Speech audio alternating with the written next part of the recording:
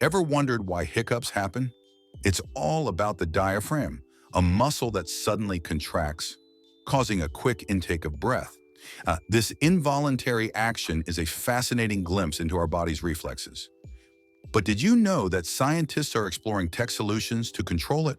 By using biofeedback devices, researchers aim to train the diaphragm to relax, potentially offering relief to chronic sufferers.